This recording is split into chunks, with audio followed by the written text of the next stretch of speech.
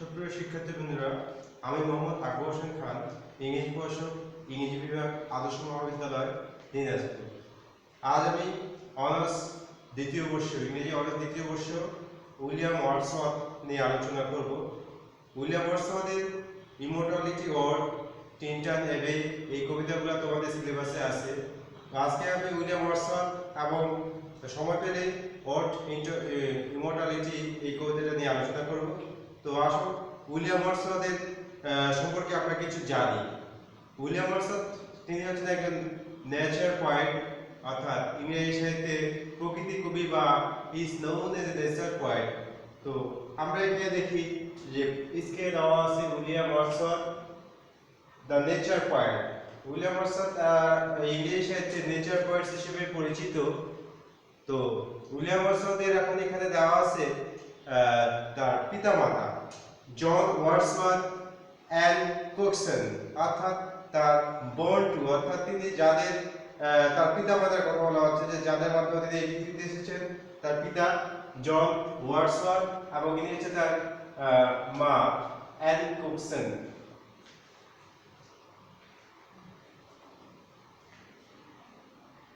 এখানে শিক্ষার্থীবৃন্দরা তোমরা দেখতে পাচ্ছ উইলিয়াম ওয়ার্ডসওয়ার্থের হাউস লেক ডিস্ট্রিক্ট, অর্থাৎ born in উইলিয়াম ওয়ার্ডসওয়ার্থ কোথায় জন্মগ্রহণ করেছেন দেওয়া আছে Wordsworth house lake district England, অর্থাৎ তিনি জন্মগ্রহণ করেছেন ওয়ার্ডসওয়ার্থের যে বাড়িটা ইংল্যান্ডের একটা লেক ডিস্ট্রিক্টের পাশে 7 এপ্রিল 1770, অর্থাৎ 1770 সালে তিনি জন্মগ্রহণ করেছেন। 1770 সালে জন্মগ্রহণ করেছেন এবং তার মৃত্যুবরণ করেছেন 1850 সালে। তো এখানে দেখো একটা ম্যাপ দেওয়া আছে, ইংল্যান্ডের ম্যাপ। এই যে বেশ কয়েকটা শহর দেওয়া আছে, কোকার মাউথ, এইখানে তিনি জন্মগ্রহণ করেছেন। তার জন্মভূমির এখানে ম্যাপটা দেওয়া আছে। এই যে উইলিয়াম ওয়ার্ডসওয়ার্থের বাড়ির ছবিটা আমরা দেখতে পাচ্ছি, এটা হচ্ছে উইলিয়াম ওয়ার্ডসওয়ার্থের বাসা। এখানে তিনি জন্মগ্রহণ করেছেন। এখানে উইলিয়াম ওয়ার্ডসওয়ার্থের ছবি দেওয়া আছে। উইলিয়াম ওয়ার্ডসওয়ার্থকে তোমরা যদি ভালো করে জানতে পারো, উইলিয়াম ওয়ার্ডসওয়ার্থের ছবি কিছু দেওয়া আছে, তার পরিবারের সদস্যদের ছবি দেওয়া আছে। Wordsworth house today Wordsworth childhood home is a popular tourist attraction. আজকে এই যে উইলিয়াম ওয়ার্ডসওয়ার্থের হাউসটা, বাড়িটা, যেখানে তিনি জন্মগ্রহণ করেছিলেন, যেখানে তিনি মানুষ হয়েছিলেন, যে একটা পর্যটকের আকর্ষণ বিন্দু বা পর্যটক কেন্দ্র হিসেবে পরিণত হয়েছে। The fine Georgian home has been restored. এটা একটা জর্জিয়ান বাড়ি যেটাকে মেরামত করা হয়েছে এবং যেটাকে রিপেয়ার করে রাখা হয়েছে, and refurnished to its original 18th century beauty, এবং এটাকে পুনরায় সজ্জিতকরণ করা হয়েছে সেই 1800 শতাব্দীর সৌন্দর্যটাকে ধারণ করে রাখার জন্য। আচ্ছা, এখানে উইলিয়াম ওয়ার্ডসওয়ার্থ তিনি 5 ভাই বোনের মধ্যে মানুষ হয়েছিলেন। এখানে তার পরিবারের সদস্যদের ছবি দেওয়া আছে। এখানে তার বোন ডরোথি ওয়ার্ডসওয়ার্থ, এটা তার ভাই রিচার্ড ওয়ার্ডসওয়ার্থ, এখানে ক্রিস্টোফার ওয়ার্ডসওয়ার্থ, এটা তার ভাই। তাহলে এই যে এখানে জন ওয়ার্ডসওয়ার্থ, ক্রিস্টোফার ওয়ার্ডসওয়ার্থ আর রিচার্ড ওয়ার্ডসওয়ার্থ, আর এখানে ডরোথি আর ওয়ার্ডসওয়ার্থ, তাহলে তারা হচ্ছে 5 ভাই বোন। তো এখানে তাদের পরিবারের সদস্যদের দেওয়া আছে। উইলিয়াম ওয়ার্ডসওয়ার্থ বাদে ছবি আমরা দেখতে পাচ্ছি এখানে।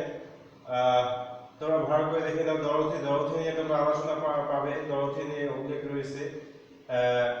তো এখানে দেখো যে education, primary education, his mother taught him to read and write. তার প্রাথমিক শিক্ষা তাকে তার মা পড়তে এবং লিখতে শিখিয়েছিল। Education, graduated from saint John's college, ক্যামব্রিজে সেন্ট জন কলেজ হতে সে কি গ্র্যাজুয়েশন ডিগ্রি অর্জন করেছে। আচ্ছা, এখানে কিছু প্যাটার্ন বা পাতা পাপড়ির উপর আমরা একটা পিকচার তুলে ধরা হয়েছে যে ওয়ার্ডসওয়ার্থ ইন নেচার, অর্থাৎ তিনি প্রকৃতি নিয়ে আলোচনা করেছেন। The beautiful landscape of the lake, অর্থাৎ লেক বা যেটা হ্রদ বা বাংলায় যেটাকে বলা হয় হ্রদ, এই হ্রদের বা লেকের যে প্রাকৃতিক দৃশ্যগুলো তার লেখায় ফুটে উঠেছে। District inspired the young Wordsworth, তার যে ডিস্ট্রিক্টে যে লেকের দৃশ্যগুলো সুন্দর, এগুলোই তাকে লিখতে উৎসাহিত করেছিল। Nature nature is a common thing that can be found in many of his poems. Nature হচ্ছে একটা সাধারণ বিষয় যেটা তার কবিতা অধিকাংশ কবিতায় ফুটে উঠেছে। দেখো এখানে বিভিন্ন জলপ্রপাত, তারপরে যে বনভূমি এবং এখানে পাহাড়, উপত্যকাময় এলাকা, এগুলো দেখে এগুলা তার যে ল্যান্ডস্কেপ, তার যে জন্মভূমি আশেপাশে এই দৃশ্যগুলোতে তিনি অনেক অভিভূত হয়েছিলেন এবং তার কবিতায় এই চিত্রগুলাই ফুটিত হয়ে এসেছে। তো এখানে দেখি যে এখানে ইমর্টালিটি ওড কবিতার কিছু লাইন দেওয়া আছে। The rainbow রংধনু, আকাশ একটা রংধনু চিহ্ন। My heart leaps up when I behold a rainbow in the sky. আমার হৃদয় আনন্দে পরিপূর্ণ হয়ে যায় যখন আমি আকাশে একটা রংধনু দেখতে পাই। A rainbow in the sky, এটা হচ্ছে সেই কবিতার লাইন, কিছু line. So was when my life began, অর্থাৎ যেখানে আমার জীবন শুরু হয়। So is it now I'm a man, এখন আমি হচ্ছে একজন মানুষ। So be it when I shall grow old, এবং এটা এই রংধনুটা আমি যখন বয়স্ক বা পূর্ণাঙ্গ হয়ে যাব বা আমি বৃদ্ধ হব, এই রংধনুই থেকে যাবে। Or let me die, অথবা আমি মৃত্যুবরণ করবো, আমাকে মরতে দাও। The child is the father of the man, অর্থাৎ শিশুটাই হচ্ছে মানুষের পিতা। I could wish my days to be, এবং আমি আশা করি যে আমার দিনগুলো এমন হতে পারে। Bound is to ease my nature, অর্থাৎ আমার জীবনগুলো এই প্রকৃতির কাছে সীমাবদ্ধ হয়ে থাকবে। পিটি, আচ্ছা।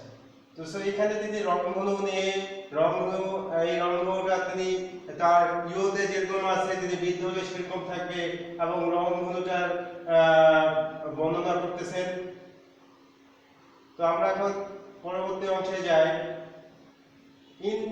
এখানে তার জীবনের কিছু ঘটনা তুলে ধরা হয়েছে। In 1791 he visited France, 1791 সালে উইলিয়াম ওয়াটসন ফ্রান্সে ভিজিট করতে গিয়েছিলেন, 1791 সালে। তো সেখানে যাওয়ার পর he visited France.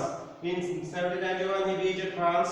There he fell in love with a French woman, Annie Helen. অর্থাৎ ফ্রান্সে যাওয়ার পর তিনি অ্যানি ভিলন নামের এক মহিলার প্রেমে পড়েন। এই যে অ্যানি ভিলন, ফ্রেঞ্চ উইমেন, এটি ছিল একজন ফরাসি মহিলা, ফরাসি নারী, Annie Helen, and they had a child, Caroline, এবং তাদের মধ্যে একটা সম্পর্ক বা শারীরিক সম্পর্কের মাধ্যমে একটা শিশু, একটা চাইল্ড, ক্যারোলাইন জন্মগ্রহণ করে।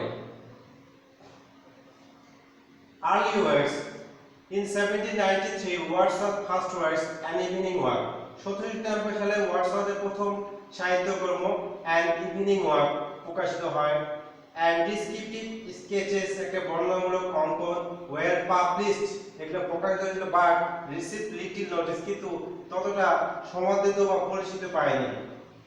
আচ্ছা, এখানে একটা কবিতার লাইন দেওয়া আছে, where bosom deep the shy winder peeps, অর্থাৎ যেখানে হৃদয়ের গভীরতা এবং মানুষের লাজুকতা যেটা উঁকি মারে। mild clustering isles and holy sprinkled tips, পথের ধুলিতে যেখানে জলজল করে। where twilight greens and year my eastward shore and memory of departed pleasures more, from an evening walk, এটা হচ্ছে from an evening walk কবিতার কিছু লাইন, চারটা লাইন দেওয়া আছে। আচ্ছা, আমরা দেখি উইলিয়াম ওয়ার্ডসওয়ার্থের জীবনে কিছু ঘটনা। এখানে রয়েছে we were three person with one, অর্থাৎ তিনটা ব্যক্তি কিন্তু তারা একটাই। এখানে উইলিয়াম ওয়ার্ডসওয়ার্থের বোন ডরোথি, এখানে উইলিয়াম ওয়ার্ডসওয়ার্থ, এবং এখানে আছে স্যামুয়েল টেলর কোলরিজ, অর্থাৎ তিনজন মিলে একটা ব্যক্তি। তো এই তিনজন যখন একত্রিত হন, একটা তার জীবনের ঘটনা, জীবনের বাঁক একটু পরিবর্তিত হয়। In 1794 Wordsworth was reunited with his sister, অর্থাৎ 1794 সালে ওয়ার্ডসওয়ার্থ পুনরায় একত্রিত হয় তার বোন ডরোথি। shortly after, তার কিছু সময় পর he made a point, তার একজন কবির সাথে দেখা হয়, Samuel Taylor Coleridge, and they became close friends, এবং তারা তার ঘনিষ্ঠ বন্ধুদের রূপান্তরিত হয়। তাহলে এখানে দেওয়া আছে 1794 সালে সে তার যে ওয়ার্ডসওয়ার্থ তার বোনের সাথে দেখা হয়, তার কিছুকাল পরে স্যামুয়েল টেলর কোলরিজের সাথে দেখা হয়, এবং তারা ঘনিষ্ঠ বন্ধুতে পরিণত হন। Quote from lyrical ballads, lyrical ballads একটা বিখ্যাত কাব্যগ্রন্থ যেটা উইলিয়াম ওয়ার্ডসওয়ার্থ এবং এসটি কোলরিজ প্রকাশিত করে। Poetry is the breath and final speed of all knowledge. Poetry হচ্ছে একটা মানুষের শ্বাস প্রশ্বাস এবং সমস্ত জ্ঞানের একটা সুন্দর একটা গতি। It is the impassioned expression which is in the countenance of all science. এটা হচ্ছে একটা impatient একটা মানুষের সুপ্ত একটা অনুভূতি which is in the countenance of all science, যেটা বিজ্ঞানের সমস্ত চেহারায় প্রতিফলিত হয়। William Watson. Lyrical Lars Wordsworth and his close friend Samuel Coleridge with the help of Dorothy, William Wordsworth এবং তার ঘনিষ্ঠ বন্ধু স্যামুয়েল কোলিজ তার বোন ডরোথির সাহায্যে প্রোডিউসড লিরিক্যাল ব্লাডস এই কাব্যগ্রন্থটি প্রকাশিত করে। It was an important work in the English.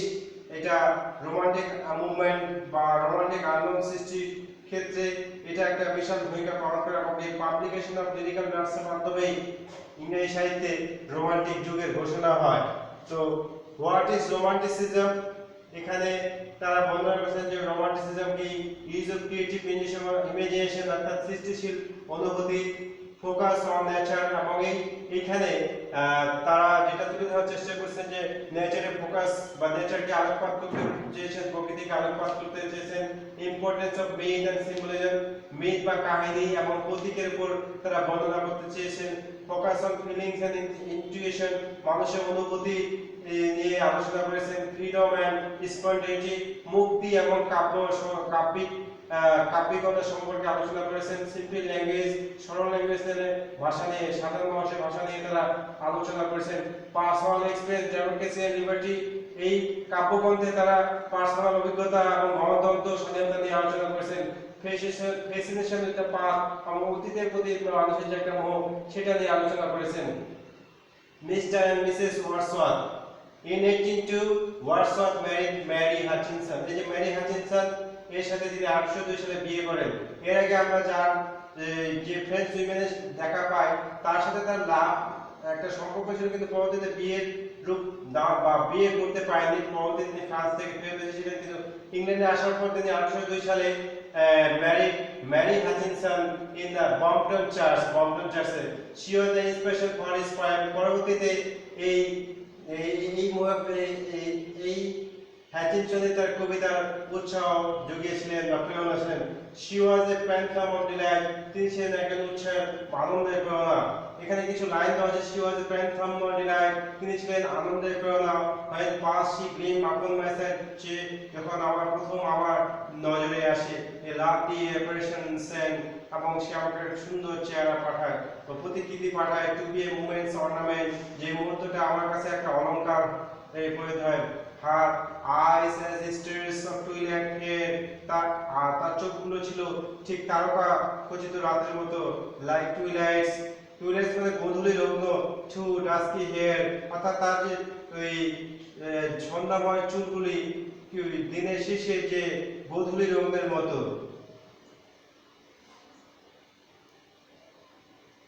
আচ্ছা, ওয়ার্ডসওয়ার্থ ইন সরো।